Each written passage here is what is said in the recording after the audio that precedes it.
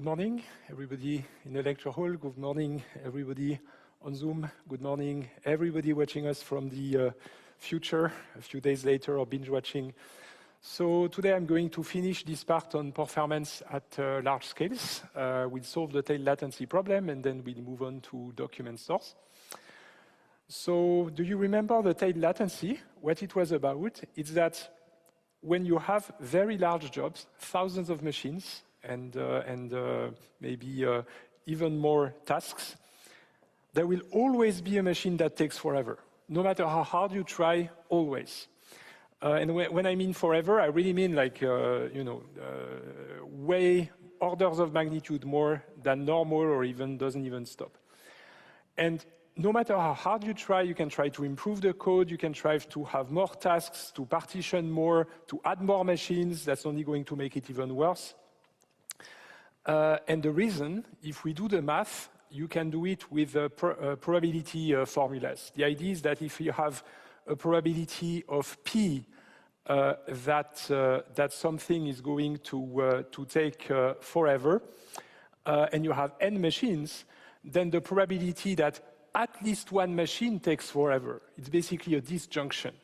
So the events that you're referring to in probability theory is machine number 1 takes forever, or machine number 2 takes forever, or machine number 3 takes forever, all the way to or machine 10,000 takes forever. So it's a disjunction. If we consider them to be independent, you know that in probability theory, the disjunction is not so easy to express as a probability, but what we know how to express is conjunction, right? The conjunction and of independent event is just the product of the probabilities, right? You remember that? Right? Just the product. So what you do for the disjunction is that you use the fact that a disjunction is basically the negation of the conjunction of the negation, right? Saying this or that or this or that is the same as saying not this and not that and not this and not that, right? That's basically what you do. And you end up with a formula that looks like 1 minus p to the power of n. The 1 minus is the negation thing, and the power of n is when you multiply the conjunction. So you're basically saying that the fact that at least one machine takes forever is the same as saying that it's not true that all the machines do not take forever. Right? And that's how you get 1 minus p to the power of n. And then if you plot this 1 minus p to the power of n, you get something that obviously doesn't want to appear on the screen because I'm not on the white window, but now it will appear. Now the mouse is on strike. Where is my mouse? Here. There you go. So this is the plot of 1 minus p to the power of n, where n is on the x-axis, that's the number of servers, and p, that's the parameter of the curves, the colors, right? So p is 0.01 for the blue curve, p is 0.001 for the red curve, and p is 0.0001 for the green curve, right? And you see, no matter how you try, even if you try to reduce p to make it less likely, it's still happening. And you might notice that when you start when you have very small values of p, it's almost a straight line. That's actually has to do with the power of math and the Taylor expansions and so on. It's basically because when p is very small, 1 minus p to the power of n is approximately 1 minus np. Who agrees with that? Right? 1 minus np, right?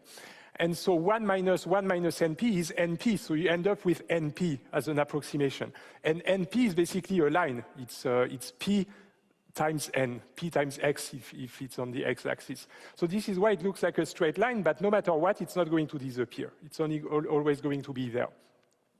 So for this reason, you can try all you can. That's not going to work.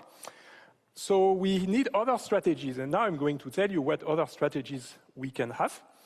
One strategy is you take more resources, maybe more machines, and every task you run twice. You assign every task to 2 slots at the same time. Whoever finishes first wins, and then when one finishes, you can stop the other, but you basically hedge your request. Every task gets executed twice. And that's actually quite helpful, right? Because then one might have taken forever, but there was one that finished first, a copy of that. So green is one duplicate, purple is the other duplicates, and you see all the ones in green are the ones that finish first. All right? So that actually works quite well. And there is another one, because that might be a bit brutal to execute everything twice, because you need, either you can do half of the job with the same resources, or you need twice as many machines, or it's going to take twice as much time. So there is a compromise that you can make to say, you're not executing everything twice, or every task twice. You're first executing every task just once, but then, if at some point, one of the tasks starts taking unusually long, this is when you intervene and you're going to start it again as a duplicate somewhere else, but only for the ones that take forever. How do you say if something takes unusually long? Well, you can use percentiles. You know what percentiles are, right, from statistics. When you have like the Federal Office of Statistics, they have plenty of percentiles on the Swiss population. And here you do the same. You basically can make measurements over the cluster for a couple of weeks, and you measure for your specific query the time it takes, and you get a histogram of the time it takes. And on that histogram, you can say, this is where it takes more time than 95% of the time, or more time than 99% of the time, right? And you have percentiles.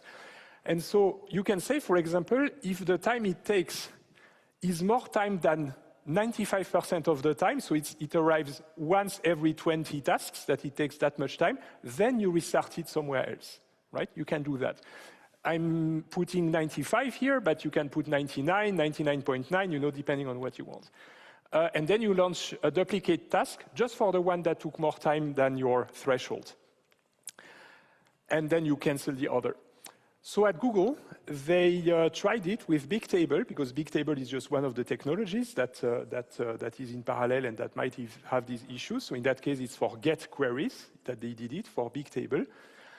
So they sent 1,000 requests on 100 servers, and they decided to hedge the request after 10 milliseconds. Why 10? That was their 99.9th percentile, basically. Like once in 1,000 times, it takes more than 10 milliseconds.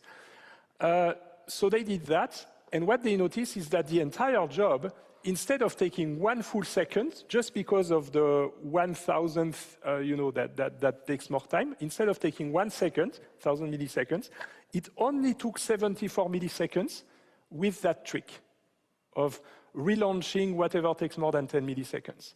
So it caused an overhead that you relaunch some of them, but it worked. It did the trick. So that works well in practice. For whom is that clear? Yeah? All clear? All right, so let me check who understood what. And also now is your time to ask any questions that you might have on performance.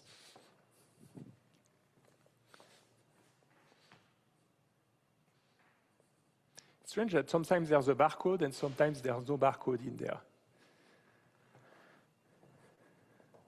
So we have one person that is at more than 80%. Hello, good morning. All right. All right, that looks good. So it means that I didn't just talk nonsense last week and this week. Very good. And of course, you can ask all the questions you want on the forum. We are here. You can also drop me an email if you don't want the question to be public. But of course, there's nothing to fear, because if you talk publicly, it's very likely other people are wondering the same thing, right? Okay. So 1 minute for questions. You have any questions? This is your opportunity. The perk of attending the lecture live is that, when you watch the recording, you can just not interrupt the recording to ask a question, right? So now is your moment. On this or anything before. I'm waiting for 1 minute, and then we'll continue. On Zoom, too, you can ask your questions. Jimmy is going to read your question, if you have one.